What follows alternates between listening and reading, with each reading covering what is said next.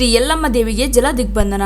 S ವೀಕ್ಷಕರೇ, ಅಫ್ಜಲ್ಪುರ ತಾಲೂಕಿನ ಮಣೂರು ಗ್ರಾಮದ ಭೀಮಾ ನದಿಗೆ ಮಹಾರಾಷ್ಟ್ರದಲ್ಲಿ ನಿರಂತರ ಮಳೆಯಾಗುತ್ತಿರುವ ಹಿನ್ನೆಲೆಯಲ್ಲಿ ಭಾರೀ ಪ್ರಮಾಣದ ನೀರು ಬಿಡುಗಡೆಯಾಗಿದೆ.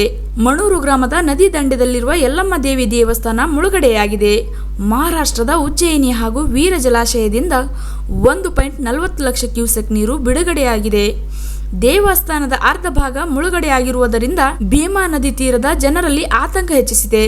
ಆದ್ದರಿಂದ ಜನರಿಗೆ ನದಿ ಕಡೆಗೆ ಹೋಗದಂತೆ ಹಾಗೂ ಜಾನುವಾರುಗಳನ್ನು ನದಿ ದಂಡೆಯಲ್ಲಿ ಬಿಡದಂತೆ ಜಿಲ್ಲಾ ಆಡಳಿತ ಕಟ್ಟುನಿಟ್ಟಿನ ಸೂಚನೆ ನೀಡಿದೆ.